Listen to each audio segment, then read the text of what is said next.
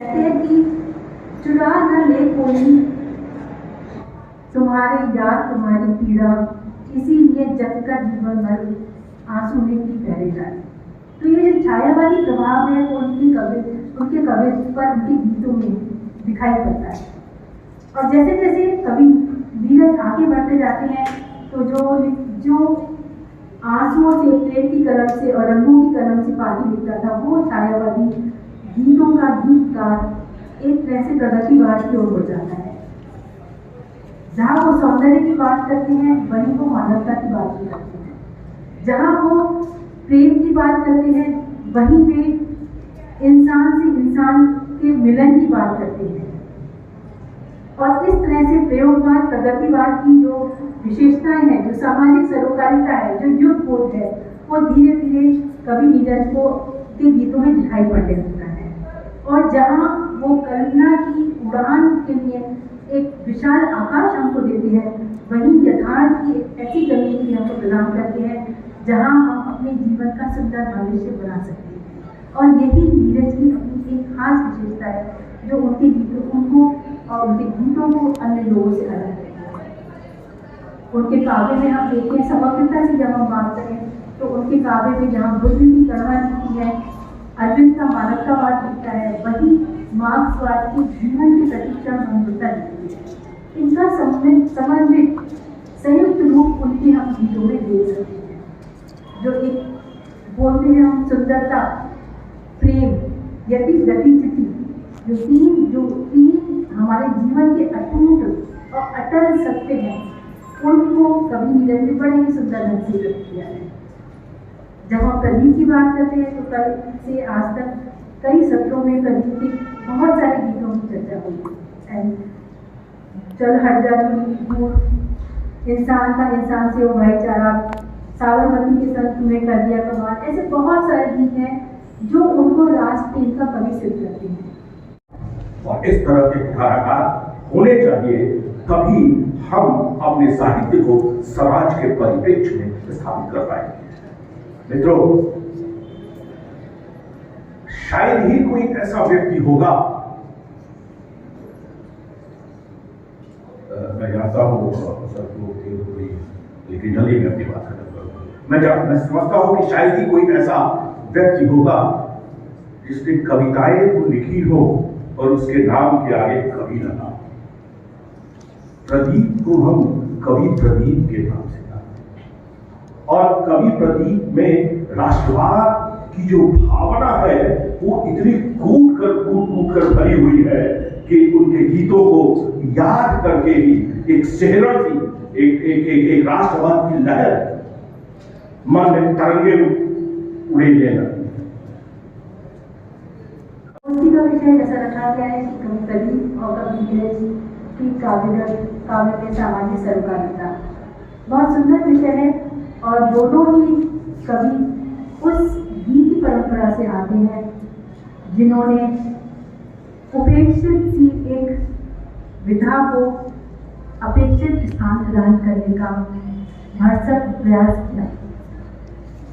दोनों ही कवियों ने गीतों के माध्यम से काव्य को मंचीय अवसर प्रदान किए, मंचीय गरिमा प्रदान की और मंच के माध्यम से उन्हें जन जन से जोड़ा।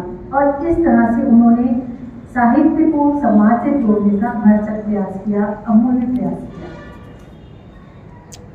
दोनों ही कवि गीतकार हैं और अपने गीतों के माध्यम से वो गीतों की उस शक्ति को हमारे सामने रखते हैं जो दिखाती है कि गीत यदि प्रभावशाली हों तो न केवल हृदय से जोड़े जा सकते हैं, उनसे हृदय जोड़े जा सकते हैं, बल्कि एक पूरी मानसिक विचारधारा को परिवर्तन करके उसे समाज के लिए और देश के लिए कल्याणकारी भी बनाया जा सकता है।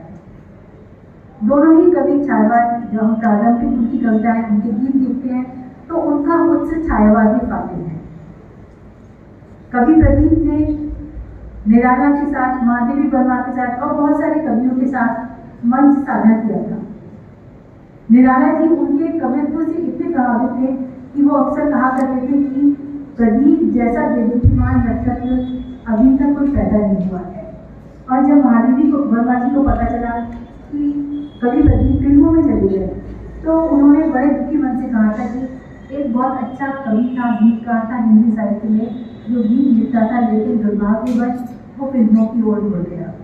तो ये जो पहचान थी कवि प्रदीप की पूरे साहित्य जगत में, वो उनको एक अनोखा मुकाम देती है।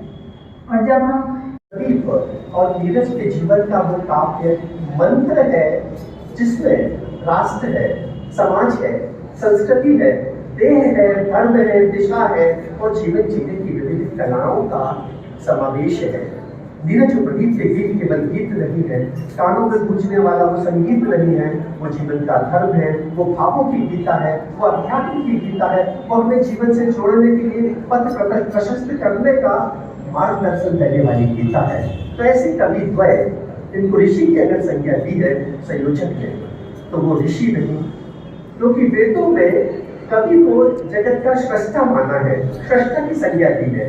तो ये ऋषि भी है, ये स्रष्टा भी है, ये दिशा दर्शक भी है और ये हमारे अंतस की सृजन धारा के वो प्रतीक भी है, जिसके कारण आज मन की धारा निरंतर गतिशील है। तो ऐसे मनुष्यता के प्रतीक ऋषि द्वय को हम हृदय से प्रणाम अर्पित करते हैं, प्रणाम अर्पित करते हैं, मंच को प्रणाम अर्पित करते हैं आप सबको।